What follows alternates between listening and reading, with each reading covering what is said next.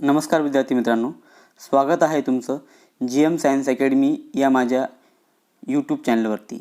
मित्रांनो, आजच्या या व्हिडिओ लेक्चरच्या माध्यमातून आपण इयत्ता 9वीचं सायन्स अँड टेक्नॉलॉजी हा विषय आपण सुरुवात करणार आहे आणि येणाऱ्या बऱ्याच व्हिडिओच्या माध्यमातून हा विषय आपण पूर्णपणे कंप्लीट करणार आहेत. तर विद्यार्थी मित्रांनो, आपण इथून पुढचे सर्व व्हिडिओज बघावेत जेणेकरून आपला हा विषय सहज आणि सोप्या भाषेमध्ये समजायला सोपं जाईल. तर विद्यार्थी मित्रांनो, तुम्ही जर माझं हे चॅनल सबस्क्राईब केलं नसेल तर तुम्ही हे चॅनल सबस्क्राईब करा आणि बेल आयकॉनवरती प्रेस करा जेणेकरून माझ्या येणाऱ्या सर्व व्हिडिओचं नोटिफिकेशन तुम्हाला मिळेल आणि तुम्हाला तो व्हिडिओ बघता येईल. तर चला विद्यार्थी मित्रांनो, आपण आपला पहिला चॅप्टर स्टार्ट करूया.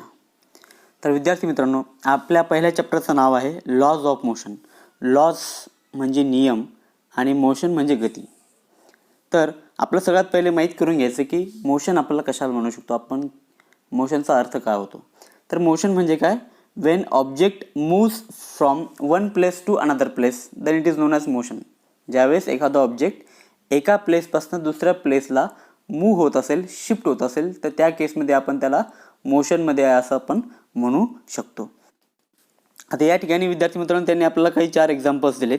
त्याच्यामध्ये त्यांनी काय म्हटलं की explain the presence and absence of motion. 4 केसमध्ये त्यांनी मोशन प्रेझेन्स आहे की ॲब्सेन्स आहे आपल्याला सांगायचं आहे. तर पहिलं एक्झाम्पल त्यांनी दिलं आहे बघा की flight of bird. Flight of bird म्हणजे जो पक्षी उडतो आहे, त्या पक्षी उडण्याच्या केसमध्ये तिथं मोशन असते. म्हणजे तो पक्षी एका ठिकाणाहून दुसऱ्या ठिकाणी तो त्या ठिकाणी ट्रॅव्हल करत असतो, मूव्ह करत असतो, म्हणून आपण त्या ठिकाणी म्हणू शकतो की तो पक्षी किंवा तो जो बर्ड आहे तो मोशनमध्ये आहे. दुसरं एक्झाम्पल त्यांनी दिलं आहे आपल्याला स्टेशनरी ट्रेन. स्टेशनरी ट्रेन म्हणजे एक ट्रेन आहे, ती एका जागेवरती उभा आहे. जर ट्रेन एका जागेवरती जर उभी असेल तर ती मोशनमध्ये नसते. जर ती ट्रेन एका ठिकाणाहून दुसऱ्या ठिकाणी जर ट्रॅव्हल करत असेल, रनिंग करत असेल, तर त्या केसमध्ये आपण म्हणू शकतो की ती ट्रेन मोशनमध्ये आहे. बरोबर आहे. म्हणजे ह्या सेकंड नंबरच्या एक्झाम्पलमध्ये, स्टेशनरी ट्रेनच्या एक्झाम्पलमध्ये त्या ठिकाणी ॲब्सेन्स ऑफ मोशन आपल्याला त्या ठिकाणी बघायला मिळतं. तर विद्यार्थी मित्रांनो, तिसरं एक्झाम्पल त्यांनी आपल्याला जे दिलं आहे लिव्ज फ्लाईंग थ्रू एअर. आता लिव्ज जे काही एअरमधनं फ्लाय होत आहे किंवा उडत आहेत, त्या केसमध्ये त्याला आपण ते लिव्ज डिस्प्लेस करतायत म्हणून आपण त्याला लिव्ज इन मोशन असं म्हणू शकतो. ही तिसरी जी केस आहे त्या ठिकाणी आपल्याला मोशन सेन्स होती आहे. आता चौथं जे एक्झाम्पल दिलं त्यांनी a stone lying on hill. म्हणजे एक दगड टेकडीवरती ठेवला आहे. जर तो दगड त्या टेकडीवरती एका सेम पोझिशनला राहत असेल, स्टेशनरी पोझिशनला राहत असेल, तर त्या ठिकाणी तिथं मोशन असणार नाही. पण तो जर दगड त्या ठिकाणी टेकडीवरून खाली जर येत असेल, डाऊनवर्ड डायरेक्शनला जर तो मूव्ह होत असेल, तर त्या केसमध्ये त्याला तो मोशनमध्ये आहे असं आपण म्हणू शकतो. ठीक आहे. तर विद्यार्थी मित्रांनो, हे त्यांनी आपल्याला 4 एक्झाम्पल दिले. त्याच्यामध्ये आपण पहिली आणि तिसऱ्या केसमध्ये मोशन आहे असं आपण लिहू शकतो आणि दुसऱ्या आणि चौथ्या केसमध्ये मोशन ॲब्सेन्स आहे आपण त्याला असं म्हणू शकतो. आता ह्या चॅप्टरमध्ये आपला एक नवीन पॉईंट बघायचा विद्यार्थी मित्रांनो, तो पॉईंट म्हणजे डिस्प्लेसमेंट आणि डिस्टन्स. तर इथं बघायचं आपल्याला डिस्टन्स कशाला म्हणायचं, डिस्प्लेसमेंट कशाला म्हणायचं आणि दोघांमध्ये डिफरन्स काय. ठीक आहे. तर त्यासाठी आपल्याला एक त्यांनी डायग्राम दिली बघा. इथं ही जी डायग्राम आहे, ही diagram location of school and houses या ठिकाणी आपल्याला दाखवते. तर ह्या डायग्रामवरून आपल्याला एक्झॅक्टली कळेल की डिस्टन्स कशाला म्हणायचं आणि डिस्प्लेसमेंट कशाला म्हणायचं. तर या ठिकाणी सगळ्यात पहिले इथं बघा, इथं एक घर दाखवलं आहे. इथं त्याला शीतल्स आणि प्रशांत हाऊस म्हटलं. दुसरं घर इथं दाखवलं आहे, त्याला म्हटलं संगीताचा हाऊस. ठीक आहे. इथं या ठिकाणी त्यांनी स्कूलची लोकेशन दिली आहे. ठीक आहे. आता ही जी शीतल आहे, ह्या शीतलला ह्या शाळेमध्ये पोहोचायचं आहे. आता या शाळेमध्ये पोहोचण्यासाठी शीतल काय करते की पहिले संगीताच्या घराकडे जाते. 500 मीटर अंतर आहे शीतलच्या घरापासून संगीताच्या घरापर्यंत. ठीक आहे. नंतर हे शीतल आणि संगीता दोघी मिळून शाळेत जातात. आता संगीताच्या घरापासून हे जे काही डिस्टन्स आहे शाळेचं, हे 1200 मीटर आहे. म्हणजे शीतलने टोटल ट्रॅव्हल केलेलं डिस्टन्स किती आहे, संगीताच्या घरापर्यंत 500 आणि संगीताच्या घरापासून शाळेपर्यंत 1200. म्हणजे 500 आणि 1200 1700 मीटर डिस्टन्स त्यांनी ट्रॅव्हल केलं आहे. बरोबर आहे, शीतलने. आता डायग्राममध्ये जर बघितलं, डायग्राममध्ये काय दिलं आहे की या शीतलच्या घरापासून शाळेपर्यंत जे डिस्टन्स आहे ते डिस्टन्स आहे 1300 मीटर. ठीक आहे ना. हां, तर शीतलच्या घरापासून स्कूलपर्यंत डिस्टन्स आहे 1300 मीटर, परंतु शीतलने जो पाथ ट्रॅव्हल केला आहे तो किती ट्रॅव्हल केला आहे, तो 1700 मीटरचा. तर याच्यावरून आपल्याला दिसून येतं बघा की हा जो पाथ आहे, ज्या पाथवरती शीतल ॲक्च्युअली ट्रॅव्हल झाली, that is actual path travelled by Sheetal. That is known as distance. हे जे काही पाथ, ज्या पाथवरती शीतल ट्रॅव्हल झाली, ज्या पाथवरती शीतल चालली, तो पाथ म्हणजे डिस्टन्स. ठीक आहे. आता ती शाळेत पोहोचल्याच्या नंतर, म्हणजे शाळेत गेल्याच्यानंतर शीतलनी खरं डिस्टन्स किती ट्रॅव्हल केलं त्याच्या घरापासून, हे एवढं 1300 मीटरचं. लक्षात आलं आहे. टोटली जर आपण इनिशियल पोझिशन इथं होती आणि ही फायनल पोझिशन, इनिशियल पोझिशन म्हणजे तिचं घर आणि फायनल पोझिशन म्हणजे त्याची शाळा. तर इनिशियल पोझिशनमध्ये आणि फायनल पोझिशनमध्ये जे काही डिस्टन्स आहे ते डिस्टन्स आहे 1300 मीटर. म्हणजे शीतल तिच्या घरापासून 1300 मीटरवरती गेली, परंतु तिने ॲक्च्युअल पाथ किती ट्रॅव्हल केला आहे, दॅट इज 1700 मीटर. म्हणजे हे 1700 मीटर झालं तिचं डिस्टन्स आणि 1300 मीटर झालं तिचं डिस्प्लेसमेंट. तर डिस्टन्स आणि डिस्प्लेसमेंटला कसं म्हणू शकतो की ज्या पाथवरती शीतल ॲक्च्युअली ट्रॅव्हल झाली आहे त्या ॲक्च्युअल ट्रॅव्हल केलेल्या पाथला म्हणणार डिस्टन्स. ठीक आहे ना. आणि इनिशियल पोझिशन आणि फायनल पोझिशनमध्ये जे काही शॉर्टेस्ट डिस्टन्स आहे त्या डिस्टन्सला म्हणणार आपण डिस्प्लेसमेंट. त्याला काय म्हणणार आपण, डिस्प्लेसमेंट. लक्षात आलं विद्यार्थी मित्रांनो.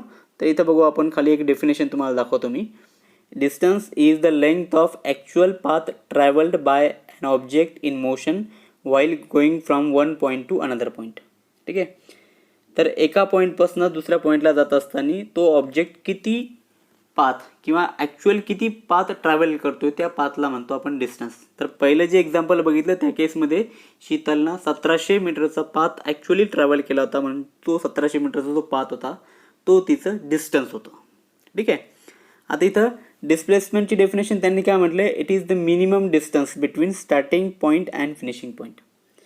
किंवा त्याला आपण काय म्हणू शकतो की it is shortest distance or it is minimum distance from final position to initial position. म्हणजे इनिशियल पोझिशनमधलं आणि फायनल पोझिशनमधलं जे काही डिस्टन्स आहे ते ॲक्च्युअल डिस्टन्स, त्याला म्हणतो आपण डिस्प्लेसमेंट. तर विद्यार्थी मित्रांनो, दोन डायग्राम आपल्याला त्यांनी या ठिकाणी दाखवल्या आहेत. पहिल्या डायग्राममध्ये त्यांनी काय म्हटलं आहे की स्वराली जी आहे ती ह्या ए पॉईंटपासून स्टार्ट होऊन परत ए पॉईंटला येते. ठीक आहे. असा तिचा मोशनचा जो पाथ आहे, म्हणजे ती एक पूर्ण सर्क्युलर पाथमध्ये ट्रॅव्हल करते आहे. तर ह्या सर्क्युलर पाथमध्ये ट्रॅव्हल करत असताना तिने किती डिस्टन्स ट्रॅव्हल केले आणि किती डिस्प्लेसमेंट ट्रॅव्हल केले ते आपल्याला बघायचं आहे. तर डिस्टन्स किती ट्रॅव्हल करेल, हे जेवढं सर्कमफरन्स असणार आहे या सर्कलचं, त्या सर्कमफरन्स एवढा डिस्टन्स ट्रॅव्हल करेल. म्हणजे तो सर्कमफरन्स किती, कसं काढू शकतो आपण, 2πr या फॉर्म्युल्यानुसार या सर्कलचं सर्कमफरन्स येईल. So this 2πr will be the distance travel by Sorali. बरोबर आहे. परंतु त्याने ॲक्च्युअल डिस्प्लेसमेंट किती ट्रॅव्हल केलं आहे, ॲक्च्युअल डिस्प्लेसमेंट म्हणजे तो इनिशियल पोझिशन त्याचं एच होतं आणि फायनल पोझिशनसुद्धा त्याचं एच होतं. म्हणजे इनिशियल पोझिशन आणि फायनल पोझिशन त्याची एकच आहे, म्हणून त्याचा ॲक्च्युअल दोन्ही पोझिशनमधलं डिस्टन्स 0 आहे. म्हणजे त्याचं डिस्प्लेसमेंट काय, 0 आहे. ह्या केसमध्ये त्याचा डिस्टन्स 2πr आपल्याला मिळतं आणि डिस्प्लेसमेंट 0 मिळतं. ठीक आहे. सिमिलरली ही जी खालची डायग्राम दाखवली, ही जी कार आहे ती ह्या पी पोझिशनपासून क्यू पोझिशनपर्यंत जाते. त्याच्या दोघांच्या मधलं पी आणि क्यू मधलं डिस्टन्स 360 मेन्शन केले आपल्याला. आणि नंतर वापस येताना क्यूपासून परत पीपर्यंत येते, दोन्ही पण डायरेक्शनला जाते. पी टू क्यू 360 आणि परत क्यू टू पी 360. म्हणजे टोटल डिस्टन्स किती ट्रॅव्हल करते, ती 720 मीटर डिस्टन्स ट्रॅव्हल करते. परंतु जर आपण त्याचं डिस्प्लेसमेंट जर बघितलं तर तो इनिशियल पोझिशन त्या कारची पीला होती आणि फायनल पोझिशनसुद्धा पीलाच होती. बरोबर आहे. म्हणजे त्या दोघांच्या इनिशियल पोझिशन आणि फायनल पोझिशन एकच आहे, म्हणून त्याचं जे काही डिस्प्लेसमेंट आहे ते डिस्प्लेसमेंट काय येईल आपल्याला, 0 येईल. बरोबर आहे. तर हे फरक डिस्टन्स आणि डिस्प्लेसमेंटमध्ये आहे. तर डिस्टन्स आणि डिस्प्लेस म्हणजे परत एकदा लक्षात ठेवा, distance is actual path travelled by object in motion and displacement is the minimum distance between initial position and final position of the object. Okay. आता याच्या पुढचा जो पॉईंट आपल्याला बघायचा आहे याच्यामध्ये स्पीड आणि वेलॉसिटी. आता ह्या दोन क्वांटिटीज ज्या आहेत, स्पीड आणि वेलॉसिटी, जवळपास आपण बघताना आपल्याला सेम वाटतात. बरेच विद्यार्थी म्हणतील की सर हे स्पीड आणि वेलॉसिटी सेम आहे, परंतु ॲक्च्युली तसं नाही. स्पीड वेगळी आहे, वेलॉसिटी वेगळी. त्या दोघांमध्ये काय फरक आहे तो फरक आपण या ठिकाणी बघू. ह्या दोघांचे फॉर्म्युले आपल्या या ठिकाणी दिलेले आहेत. हे दोन्ही पण फॉर्म्युल्यामध्ये आपल्याला त्याचा व्यवस्थित फरक लक्षात येईल. आता बघा विद्यार्थी मित्रांनो, पहिली जी आपल्याला डेफिनेशन दिली ती स्पीडची दिली. बघा स्पीडची डेफिनेशन काय म्हणू शकतो आपण, total distance travelled divide by time required. Means it is distance divided by time, that is speed. And velocity means what? It is displacement divided by time. So it is the ratio of displacement to the time and speed is the ratio of distance to the time. लक्षात आलं आहे. तर हे दोघांच्यामध्ये basic difference आहे. इथं always रिमेंबरमध्ये त्यांनी 3 point दाखवले विद्यार्थी मित्रांनो. तर त्यातला पॉईंट लक्षात ठेवा की फर्स्ट पॉईंट त्यांनी सांगितलं की स्पीड आणि वेलॉसिटीचं जे युनिट आहे हे दोन्ही पण सिस्टीममध्ये सेम आहे. एस आय सिस्टीममध्ये मीटर पर सेकंद आहे, स्पीड आणि वेलॉसिटीचं सेम युनिट आहे. आणि सी जे सिस्टीममध्ये पण सेम आहे, that is centimetre per second. ठीक आहे. सेकंड पॉईंटमध्ये त्यांनी आणखी खूप व्यवस्थित त्यांनी मेन्शन केलं आहे की speed is related to the distance while velocity is related to the displacement. ठीक आहे ना. नंतर थर्ड पॉईंटमध्ये त्यांनी असं एक म्हटलं आहे आपल्याला की जर एखादं ऑब्जेक्ट सेम स्ट्रेट लाईनवरती सेम डायरेक्शननी जर मोशनमध्ये असेल तर त्या केसमध्ये त्याची वेलॉसिटी आणि स्पीड सेम असू शकते, अदरवाईज ती डिफरंट असणार. ठीक आहे. तर हा एक बेसिक डिफरन्स त्या ठिकाणी आपल्याला लक्षात येईल स्पीड आणि वेलॉसिटीमध्ये. ठीक आहे.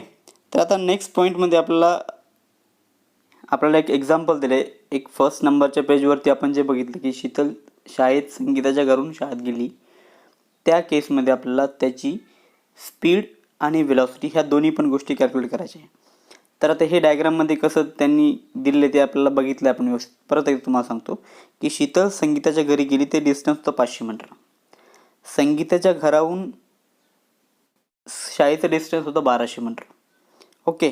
आणि नुसतं शीतलच्या घरापासून जर स्कूलचं डिस्टन्स बघितलं ते होतं 1300 मीटर.